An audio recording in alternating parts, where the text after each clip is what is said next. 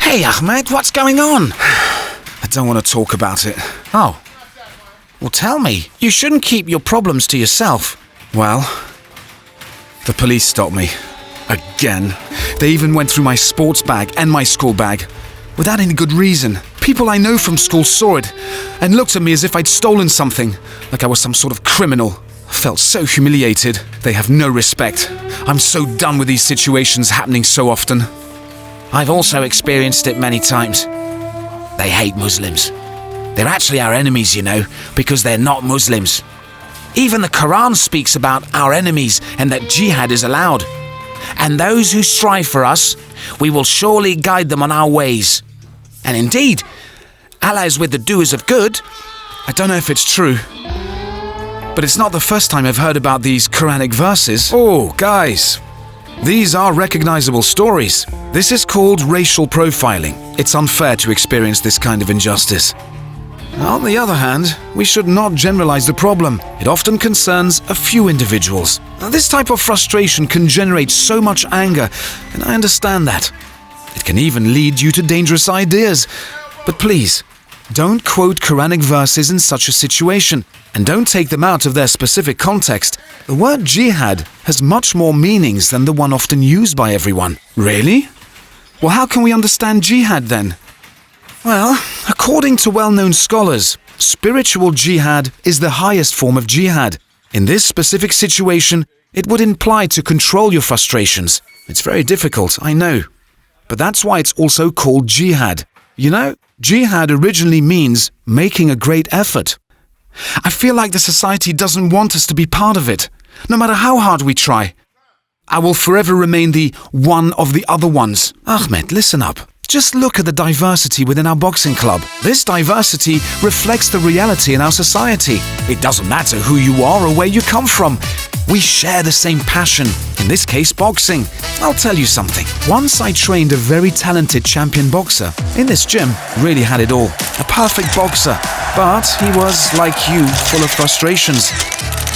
In the end, it broke him, and he lost his motivation.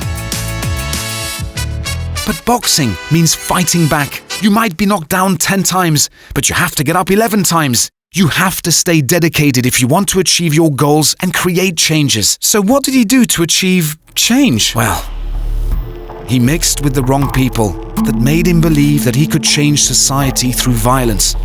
He went to Syria, believing he could change our society here by fighting there. He and his group of extremists made a strategic call to jihad. They even considered the leaders of Islamic countries as non-believers because they partnered with Western countries. Really? To consider a Muslim as a non-believer or takfir is dangerous. As indicated in Surat al-Baqarah, verse 256, there is no compulsion in our religion.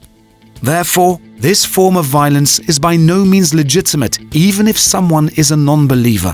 That would be her or his choice. Oh.